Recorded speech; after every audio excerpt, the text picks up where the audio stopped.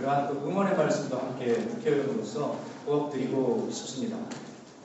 지금 대한민국은 굉장히 좀 어려운 시기를 맞고 있는 것 같습니다.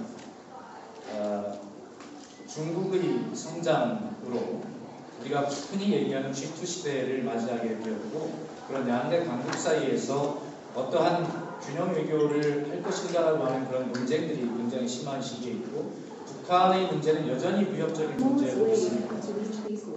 오늘 특히 외교 분과 면접을 수고하시는 우리 미스터 에드워드 로이스를 비롯해서 모든 귀한 정치인들을 축복하십니다.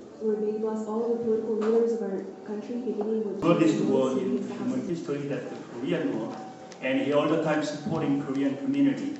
And the Congressman Charlie Engel, he introduced House and the Senate joint resolution, which to meet their long-lost sisters or nephews or just relative loved ones in North Korea.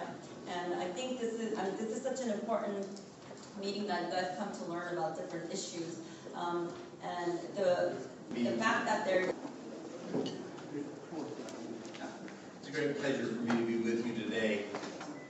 I've been the Special Envoy for North Korea Human Rights now for 5 years.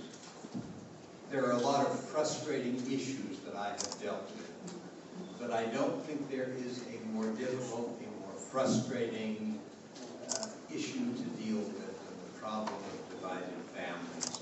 Families should be able to be together when they want to be together. They need to see family members. It's important that they do that. You are totally supported. The White House, the State Department, the United States government is fully behind your efforts to be able to be reunited with your family members. The frustration we deal with is the North Koreans' inability to move in any positive direction in this regard. We've worked with the American Red Cross. We've tried to encourage families to work through the Red Cross, to make contact with families in North Korea. We've had very, very little success in terms of using that route. The Red Cross has been very helpful, been very anxious to work with us, and they've done good things. The North Koreans do not respond. This is the difficulty that we encounter. This is the difficulty that we face every time we try to work with them. And there's something else special about America. America is a country that allows you to come and to love us for good reasons for all the things we are, and never give up your language, your culture, or your love for the country that you came from. And it's not always that our Statue of Liberty could see straight and deny some people entrance in this country because we didn't mean everything we said. But it means that in a country... Obligation, I think, in the United States Congress to be able to shine a light on some of these issues. If we look at our community is, as Mr. Rangel talked about, my good friend Charlie, as a melting pot, that we embrace cultures from all over the world. We have issues that the Korean American community brought to me, talking about things that 안녕하십니까. 대한민국 국회를 대표하여 인사드리게 된 대한민국 국회의 Very proud,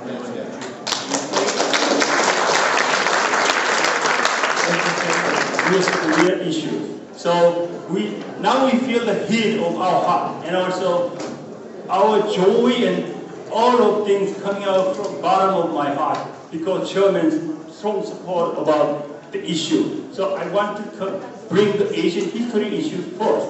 So would you come up, Peter Shin, Hyunung Shin, talk about the Asian issues, Asian history. If I can just briefly summarize in response to Professor Kim and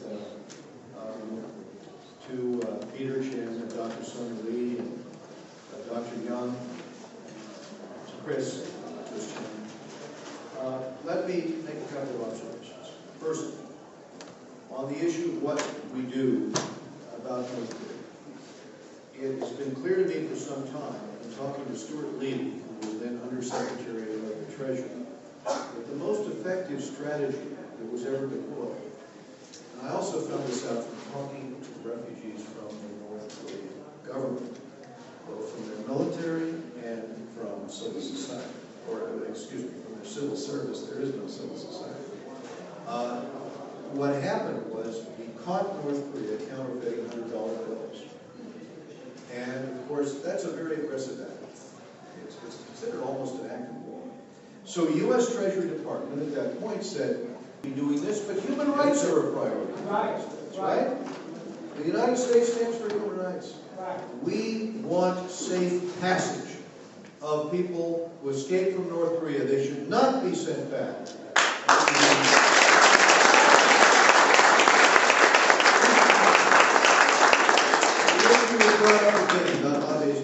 Let me tell you, I think the focus should be on August, because, as you know, as I explained, it has already been exposed internationally. This is in textbooks, not only here in the United States, but everywhere else in the world except maybe Japan. The textbooks tell the story to the next generation, but the news told the story of Chancellor Angela Merkel saying, like Germany, you have to squarely face the lessons of history. You have to squarely face history. She was talking about fascism in Germany, and she was telling Prime Minister Abe he needed to do what the steps she was taking.